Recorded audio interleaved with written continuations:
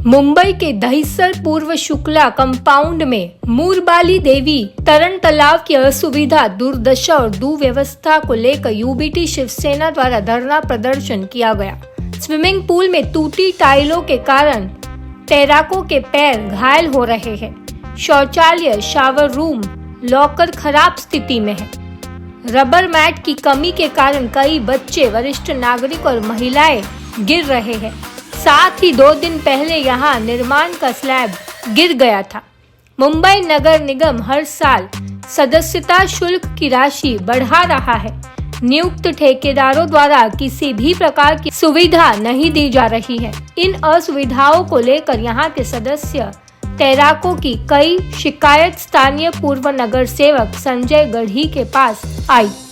इस संबंध में संजय गढ़ी ने 6 माह पहले उपायुक्त को पत्र लिखा था।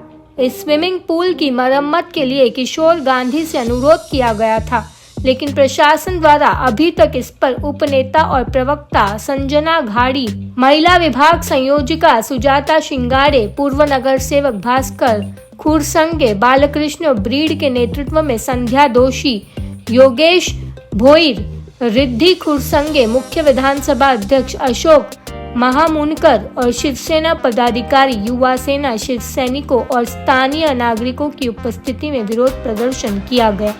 विधायक विलास पोटनीस ने प्रशासन को चेतावनी देते हुए कहा कि अगर बृहन मुंबई नगर निगम प्रशासन तुरंत स्विमिंग पूल की मरम्मत नहीं करता है तो उद्धव बालासाहेब ठाकरे की शिवसेना की ओर से और भी उग्र आंदोलन किया जाएगा। देवी जलतरण तालाब, ये बृहन मुंबई महानगर पालिका का स्विमिंग पूल है। ये 2012 में इसका ओपनिंग हो गया और अभी तक ये चालू है।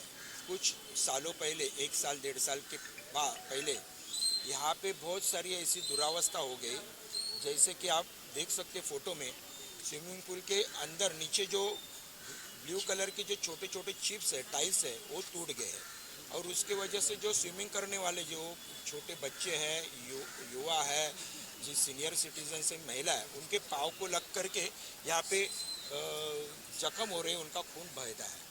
वैसे ही यहाँ पे जो मैट, स्विमिंग पूल के अंदर मैट होनी चाहिए रबरी, आप देखेंगे तो वो टूट गए हैं और उसकी वजह से ऊपर से चलने वाले लोग भी फिसल के वहाँ पे पड़ जाते हैं और उनको चोट आती है।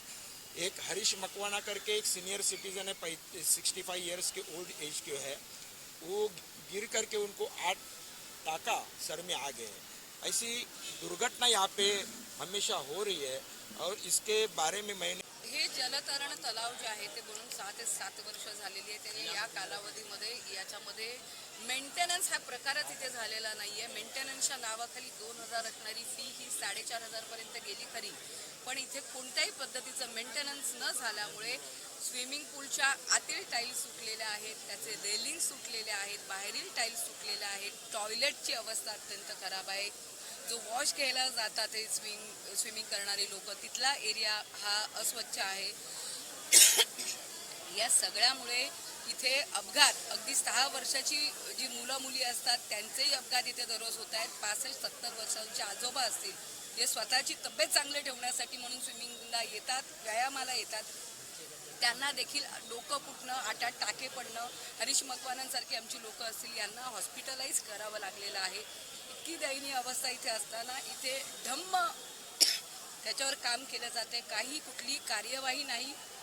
गेल्या 8 महिन्यापूर्वी आम्हाला आश्वस्त केलं गेलं होतं टेंडर निघेल, पण काहीच झालेलं नाही आणि म्हणून हे आंदोलनाच्या माध्यमातून लोकांचा प्रक्षोभ आम्ही या ठिकाणी व्यक्त केला। घटना घडतायत आतापर्यंत कितींदा पत्रव्यवहार वगैरे करण्यात आलेला आहे? पत्रव्यवहार याचा गाडी साहेबांच्या माध्यमातून 2दा पत्रव्यवहार झालेला आहे आणि कालावधी जास्त आम्ही त्यांना दिला, 8 महिन्यापूर्वी आणि 6 महिन्यापूर्वी। अगदी वरती गांधी साहेबांपर्यंत याचे जे स्पेशल इंचार्ज आहेत त्यांना देखील आपण कळवलेलं आहे। इथले जे व्हिडिओज आहेत ते देखील आम्ही त्यांना काढून पाठवलं होतं की काय प्रकार आहे, इथल्या लोकांचं म्हणणं पाठवलं होतं आणि तरी देखील 92,000 कोटीपैकी 25,000 कोटी कुठे खर्च केले हा प्रश्न आता यांना विचारावा लागतोय की जर लोकांच्या ज्या जनसामान्यांच्या सुविधा देखील आपण देऊ शकत नसाल आणि आपण जर एवढे खर्च फक्त कागदोपत्री मांडत असाल तर तुमच्या या गलथान कारभाराचा आणि भ्रष्टाचाराचा शिवसेना उद्धव बाळासाहेब ठाकरे या पक्षाच्या वतीने नक्कीच समाचार घेतला जाईल। तुम्ही आता ऐकलं असेलच की आता निदर्शनाच्या वेळी जो पहिल्या ज्यांनी भाषण केलं तो इकडचा जलतरण पटू आहे चांगल्यापैकी. असे 50 जण सिनियर माणसं रोज इकडे येत आहेत आणि त्यांनी ज्या असुविधा आहेत म्हणजे बारक्या बारक्या टाईल्स तुटलेल्या आहेत, टॉयलेटसारखी व्यवस्था नाही आहे, तुम्हाला शॉवर घ्यायचा असेल जायचं तर पाय घसरून माणसं पडत आहेत आणि अपघात होत आहेत. या साध्या गोष्टी कित्येक महिने आमचे नगरसेवक घाडी आणि इकडचे सर्व पदाधिकारी त्यांच्या पाठीमागे लागले. किशोर गांधी मला वाटतं त्याचे ते अधिकारी आहेत, पण तोंडाला पानं पुसण्याशिवाय ह्या लोकांनी ते काहीच केलं नाही. मग ह्यांना तेच कळतं की निदर्शनं म्हणजे एक म्हणतात ना की एखाद्याला ज्या भाषेत हे असतं त्या भाषेत आता आम्ही आज उत्तर दिलेलं आहे. आणि आज हे केल्यानंतर बाकी त्यांचा मला फोन आला आणि सांगितलं मी मंगळवारी येतोय, मंगळवारी आपण मिटिंग लावूया. आणि मी लगेच ते काम आता अजूनपर्यंत त्यांचं टेंडर पास होत नव्हतं. बाकीची टेंडर सगळी पास झालेली आहेत. 25,000 कोटी त्या गंगाजळीतून काढलेले आहेत, लोक त्यांना वाटलेले आहेत. त्या वाटप ह्याच्यामध्ये त्यांनी काय कामं केली हे दिसत नाही आहे, कळलं की नाही. पण ते सगळं त्यांच्या मनमानी कारभार आणि या मिंदे सरकारच्या ह्याच्यामधून चाललेलं आहे. ते रोखण्याकरता ही आमची पहिलं पाऊल आहे.